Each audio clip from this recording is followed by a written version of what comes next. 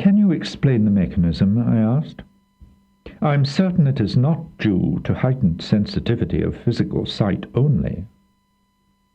It is a mixture of that, plus an added higher vision brought about by the development of cosmic consciousness. That makes sense to me. But I am unable to control it myself. For instance, I cannot wish to see a nature spirit and immediately do so, however hard I try. It is done from our side, when it is right for you to have the heightened vision, or when a particular entity wishes to become visible to you. How is it done? Pan laughed and shrugged his shoulders. There you go again with your questions. How else can I find out? I want to know. That is, if it is possible to explain to a three-dimensional mortal who can use only a small part of his brain. All right. I'll do my best by an analogy. Imagine a theatre with a large stage. A theatre? My dear Pan, what do you, the god of the elemental world, know about man's places of entertainment? All that's necessary. Remember, I am everywhere. Have you forgotten the time when I sat in the empty seat beside you at a performance of Midsummer Night's Dream at the Edinburgh Festival? I laughed delightedly. I have not. You liked the little Welshman's puck. It was acceptable. But to return to my analogy which you interrupted. The stage is in darkness. It is thronged with people, but you cannot see them because of the darkness, which symbolizes your lack of sensitivity. A narrow-beam spotlight picks out one of them, and he immediately becomes visible to you. Any number of different individuals can be picked out and become visible in this way. Similarly, lights could pick out a group, or the whole stage could be lit. The light symbolizes your heightened senses. It is a rough analogy, but it may answer your question. It does. The lights are controlled by some being on your side, I take it. Yes. Therefore, I can't select the entities I am to see or when. But I am aware of and can communicate with your subjects. Of course, you can do this at any time, though you may only be able to see us on special occasions. The moment you think of an entity, you are in immediate communication with it. You may or may not be aware of the response according to your degree of sensitivity at the time, but it will almost certainly be there. Can anyone make such a contact? Yes, anyone can, and it is important that this should be understood.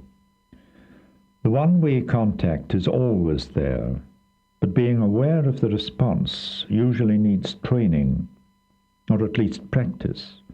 It is very subtle and easily missed. What saddens me is when others are envious of the gift I have been given. Why was I chosen? Why not them? It isn't fair. Fortunately, there are not many, but there are many who would genuinely and sincerely like to share my experiences, and I'm frequently asked how they can set about it. And you hedge and say someday you probably will if your faith is strong enough.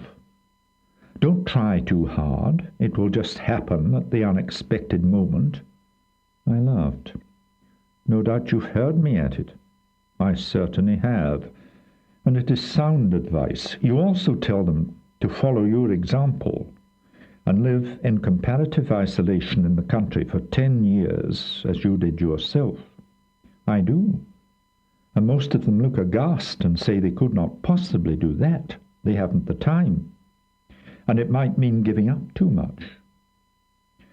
There are people who want the easy way every time. How to see fairies in 6 simple lessons. There is always time for the important things. Communicating with my subjects is not a garden game for the odd half hour when there is nothing better to do. It is of vital importance for the survival of mankind. Unless man comes to realize the dangerous stupidity of outraging nature and stops the ever-increasing rate of pollution, he will ultimately destroy himself. Seeking cooperation between the three kingdoms, the Davic, the nature, and man's, as is a name at Findhorn, is one way of helping mankind to survive. In your case, if you had not spent those years at Cowfoot Cottage, you would never have seen either me or any of my subjects. It was a basic necessity. Another question that arises in the desire to communicate with elemental beings is the motive behind it. Curiosity is an important quality when it is the right sort of curiosity, such as seeking after truth. There is another kind, idle curiosity, wanting to know what is going on, not to find out truth or useful information, but just to probe. How nice it would be to be able to see lots and lots of harmless little fairies and dear little gnomes dancing about in the garden. Of course, they have very little power, but they are such fun, dear little pets that don't need any looking after. Pan seemed to swell in size, and the power radiating from him stepped up. I have observed far too much of this contemptuous, superior attitude of man towards my subjects. It is almost worse than disbelief. The smallest of them has more potential power than the strongest human being. It is lucky for mankind that we are infinitely tolerant and understanding, and that we obey God's will. If we used a fraction of the power we have, we could wipe the whole of mankind off the face of the earth. We are not here to be the slaves of man, but to collaborate with him to bring about a world of peace, cooperation, and brotherly love, a world free from wars and violence. Man's disbelief in our existence does not destroy us. It can never do that. We are here, and we shall always be here, even if man destroys himself and his material planet. Man is losing his dominion over the other kingdoms with which he shares the earth by his destructive behavior, selfishness, and stupidity. It is time he looked and saw what he is doing. He must face up to the consequences of his behavior, which he cannot escape. If he does not, a time will come when only actions will teach him the necessary lessons.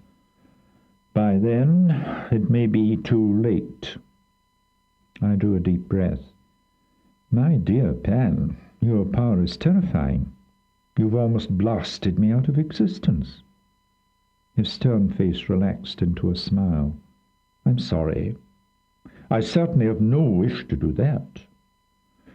Even I sometimes get carried away by anger. Let's leave it at that, and return to the genuine people who are legitimately curious about my world and would dearly love to see us. There is nothing wrong with that, except that it very rarely works. They try too hard. Perhaps this is fortunate, as they do not realize how dangerous it might be if their desire was granted too soon, before either their bodies or their minds had been prepared and conditioned for the experience, and the right degree of cosmic consciousness had been reached. The elementals, the ones who are my subjects, belong to a different evolutionary stream than man. Close contact between human beings and the elementals can be dangerous if it takes place too soon, especially if the motives for seeking it are wrong. My subjects are strange beings, as you well know. But really close links are only necessary with those who have special work to do. Many people who believe in the nature spirits and love them can be aware of them, can communicate, and sometimes even see them in brief glimpses. With such people, they will always cooperate when invoked, which simply means asking for help. This simple awareness is open to anyone who seeks it. It is the complete, total link that must be initiated from our side when it is required.